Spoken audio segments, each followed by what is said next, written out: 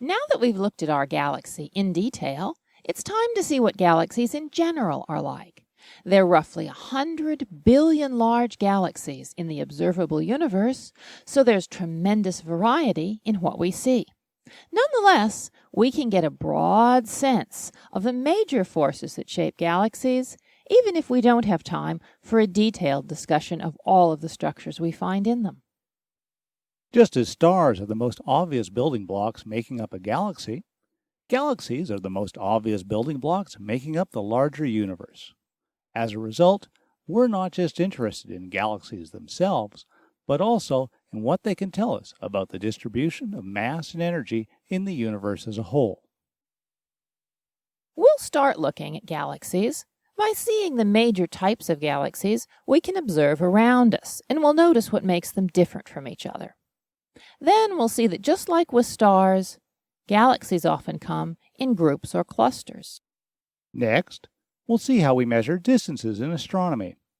Some of this will be review from earlier chapters, but we'll add several more steps as we compare the different techniques used to measure distances to stars and galaxies. Once we know the distances to galaxies, we can look at one of the most important discoveries in astronomy in the last century, the expansion of the universe.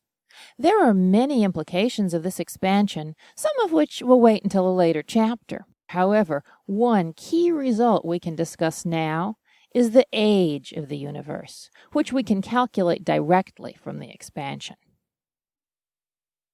Galaxies are much more complex than stars, and over the years, astronomers have come up with several different ways of classifying galaxies. However, we're going to use the simplest and most common classification scheme, which divides galaxies up into just a few broad categories based on their appearance. These categories are spirals and barred spirals, ellipticals, lenticulars, and irregular galaxies. We'll look into each of these types in the next few slides. One of the most common types of galaxies around us is spiral galaxies. The structure we've already seen for the Milky Way applies to spiral galaxies in general. There is a bulge, halo, and disk with active star formation along the spiral arms in the disk. The active star formation means that much of the light from these galaxies comes from the hot, high-mass main sequence stars, making the galaxy relatively blue, especially in the disk. Typically, between 4 and 25% of the visible mass of a spiral galaxy is in the form of gas. It's this gas that fuels the active star formation. Since stars are currently forming, there's a mixture of both old and young stars, especially in the disk. The appearance of a spiral galaxy will depend on the viewing angle we have for it. With a face-on spiral, we see the pattern of spiral arms surrounding the central bulge. If the galaxy is edge-on, the dust in the disk cuts across the central bulge, and we may see some of the globular clusters surrounding the bulge. Barred spirals are similar to spiral galaxies. The one thing that distinguishes them is that the central bulge is stretched out into a bar shape. Since this bar generates the disturbance that causes a spiral density wave in the galaxy's gas, the spiral arms typically start from the ends of the bar. As we've already seen, the Milky Way is an example of a barred spiral galaxy. The next most common type of galaxy is ellipticals. These galaxies make up roughly 20% of all the large galaxies we see, and they're an even larger fraction of the small galaxies. When we see ellipticals, they can be either circular or elongated in shape, but they show no sign of a disk or spiral arms. When we see a round elliptical galaxy, it could be spherical or it could be elongated with the long axis pointing towards us. With no disk, there isn't any easy way to tell what the orientation of the system is. Elliptical galaxies usually have little or no gas, so there usually isn't any active star formation in these galaxies. As a result, these stars are mostly population 2 and very old population 1 stars. And just like globular clusters, the light is usually dominated by red giant stars. Elliptical galaxies include both the very largest and the very smallest galaxies we see. The largest giant ellipticals can have 1 trillion stars in them, several times the number in the Milky Way. On the other hand, the smallest dwarf elliptical galaxies can have less than 1 billion stars in them, less than 1% of the size of our galaxy. Small faint galaxies like this are often spread out enough that they're barely visible against the background, so we usually only see the very closest of these dwarf galaxies. Lenticular galaxies are much rarer than spirals or ellipticals. At first glance, they often look like spiral galaxies. However, while they have a disk, there is very little gas in that disk, though there may be a larger than average fraction of dust. The lack of gas means that there's very little star formation, and the population of stars is typically much older than in the disks of spiral galaxies. This suggests that early in the galaxy's history, most of the gas was converted into stars, with just a small amount later ejected as stars die. Also, since there's very little star formation, there are no spiral arms. However, lenticulars do have a central bulge. The remaining class of galaxies is a catch-all category known as irregular galaxies. These don't follow any of the standard classes described above, and many don't have any clearly defined shape. At the small end of this category, the dwarf irregulars like the one shown here often have 25% or more of their mass in the form of gas.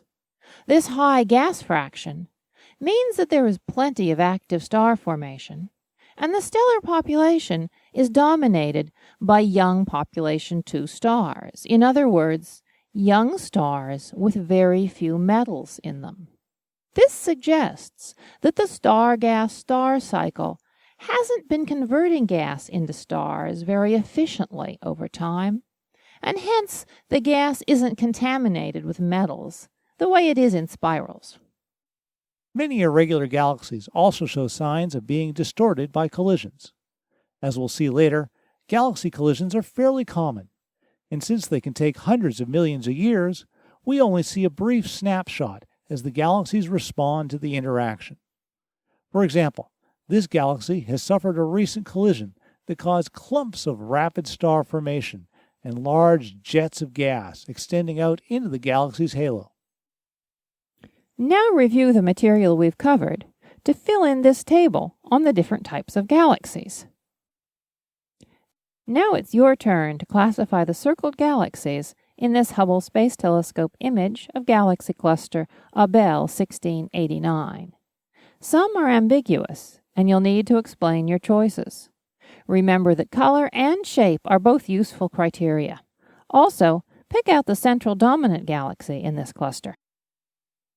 Galaxies are social creatures.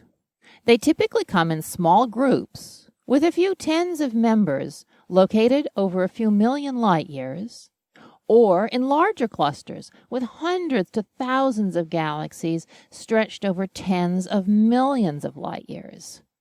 When a galaxy is in a cluster, it takes billions of years to move through that cluster, pulled by the gravity of the other galaxies. The densest part of a galaxy cluster is near the center. Here the galaxies crowd together, and they often collide with each other, as with these galaxies in the Hercules cluster. Often at the center of a cluster, there are one or two giant elliptical galaxies. These are referred to as central dominant or CD galaxies, and they're probably the result of the merger of many ordinary-sized galaxies. Our Milky Way is in a small group of galaxies near the edge of the much larger Virgo cluster. This picture shows the center of the Virgo cluster about 60 million light-years away. As we just said, the Milky Way is in a small group of galaxies that we've creatively named the local group. The local group has roughly 40 members in a region less than 10 million light-years across. Most galaxies in this group are small satellites of the larger galaxies. The large and small Magellanic Clouds are two of these. They orbit the Milky Way. Only three could be considered large galaxies: the Milky Way, M31, which is also known as the Great Galaxy in Andromeda, and M33, a slightly smaller galaxy in Triangulum. Any one of these galaxies is bigger than all of the smaller ones combined. When we look at the universe on still larger scales, we see that clusters of galaxies combine into much bigger structures called superclusters. Superclusters are enormous. They can have hundreds of thousands of galaxies in a region up to 1 billion light years across. In this map of a region of the local universe, the Milky Way is the point on the far left side, and each yellow dot represents a galaxy. At these distances, we're only plotting the biggest and brightest galaxies, so even here, it's just a small sampling of all the galaxies in the region. Notice the bright yellow clumps and filaments of galaxies stretched across hundreds of millions of light years. In between these filaments, there are voids with very few galaxies.